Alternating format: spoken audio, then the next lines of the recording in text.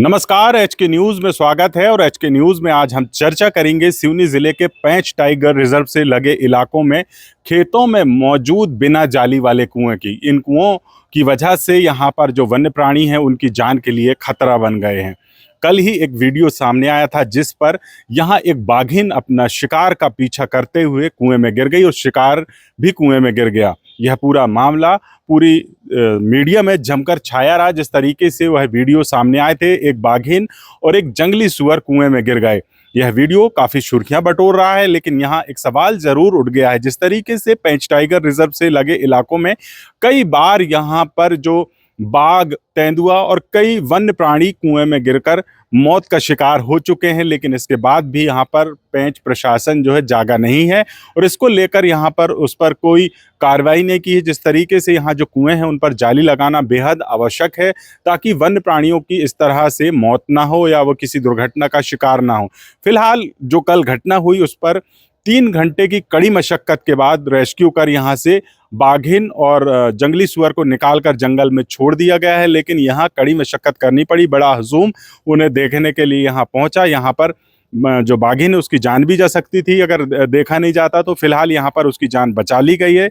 अब देखने वाली बात होगी कि यहाँ जो पेंच प्रशासन है उस पर क्या कुछ कदम उठाता, इस पर क्या कुछ सुधार करता, जिस तरीके से यह पूरा घटनाक्रम सामने आया था। जुड़े रहिए आप एच के न्यूज़ के साथ तमाम लेटेस्ट खबरों के लिए। इस मामले पर हमारा वीडियो आपको कैसा लगा जरूर कमेंट बॉक्स में बताइए। मसला ऐसा है कि सुबह लगभग 8:30-9 बजे के लगभग हमारे कर्मचारियों को सूचना मिली। ये कुरई के पास में हरदुआ नाम का गांव है और वहाँ किशोरी भलावी एक किसान है, वो खेत में गए होंगे तो उन्होंने देखा कि उनके कुएं में एक सुअर भी है और एक टाइगर भी है। तो उन्होंने वन कर्मचारियों को सूचना दी और उनसे मुझे सूचना मिली और हमने फिर, हमारा रीजनल रेस्क्यू स्क्वाड है पेंच का, पूरे प्रदेश में 14 अलग अलग रीजनल रेस्क्यू स्क्वाड है, एक हमारा भी है।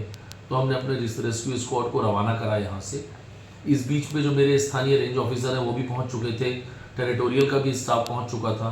तो भीड़ बहुत बढ़ रही थी तो वो लोग पुलिस के साथ मिलकर भीड़ नियंत्रित करते रहे। इस बीच जो कुआं था उसमें पानी भरा हुआ था, काफ़ी पानी था, करीब 10-12 फुट पानी होगा। और टाइगर तो आपको मालूम है बहुत अच्छा स्विमर है, तो वो तैर रहा था। सो इन लोगों ने जो अपने व्यावसायिक कौशल का परिचय देते हुए क्या करा कि गांव से एक नेवार की खाट ली, उसके चारों पैर बांधे और नीचे लटका दिया पानी के भीतर। तो टाइगर 2, 3 या 4 घंटे से जब से तैर रहा होगा, थक गया होगा, तो वो खटिया में आके बैठ गया। और इस बीच हमको पर्याप्त समय मिल गया तो हमने जो हाइड्रोलिक क्रेन बुलवा ली, जेसीबी बुलवा ली ताकि क्रेन मौके तक जा सके। और उसके बाद जो हमारा पिंजड़ा है, पिंजड़े को उस हाइड्रोलिक क्रेन में बांध के हमने नीचे उतार दिया। और चूंकि वो खाट पे बैठा था, थका हुआ था, तो टाइगर पिंजड़े में जाने का इच्छुक नहीं था। तो थोड़ा सा फिर खटिया को अनस्टेबल करा, हिलाया डुलाया, तो उसको लगा कि इससे तो शायद आसान पिंजड़े में रहना है। तो टाइगर बिना किसी ड्रग्स दिए या कोई अतिरिक्त प्रयास करे पिंजड़े में आ गया और पिंजड़े की गेट को बंद करके निकाल लिया गया। फिर ऐसे ही सेकेंड राउंड में जो सुअर था उसको भी इसी तरह से निकाला गया, लेकिन सुअर को तो वहीं पास के जंगल में छोड़ दिया गया है। लेकिन इस टाइगर के लिए जो हमारे चीफ वाइल्ड वार्डन हैं स्टेट के, उनके द्वारा निर्देशित किया गया कि इसे वीरांगना दुर्गावती टाइगर रिजर्व में जाके मुक्त किया जाए। तो यह एक युवा बाघिन है, हमारा अनुमान है कि लगभग 2.5 से 3 साल इसकी आयु है। तो इसे अभी नौरादेही के लिए रवाना कर दिया गया, नौरादेही सेंचुरी जो है टाइगर रिजर्व के अंतर्गत। सर, ये बफर जोन में जो खुले हुए कुएं हुए रहते हैं तो उनको बंद करने के लिए कुछ आदेश दिए जाते हैं?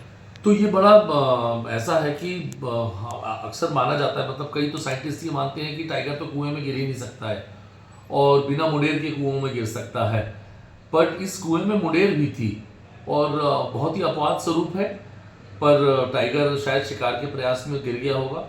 और जहाँ तक कुएं बंद करने की बात है तो हमने प्रस्ताव भेजा है और एक unity bank of small finance है जो अपने CSR के तहत भी हमें फंड उपलब्ध करा रहा है, तो उनसे भी हमने अनुरोध किया है कि हमें फंड उपलब्ध कराया जाए। असल में इसमें अधिकांश कुएं जो हैं वो राजस्व क्षेत्रों में हैं, जंगल से लगे हुए, तो वन विभाग के पास तो इसमें बहुत ज़्यादा संसाधन नहीं होते हैं। बट हमने जो भी एजेंसीज हैं उनसे रिक्वेस्ट कर रहे हैं और जैसे ही उनको इसमें बजट मिलता है या किसान को बजट उपलब्ध कराया जाता है, ये कुएं सारे ढके जाएंगे।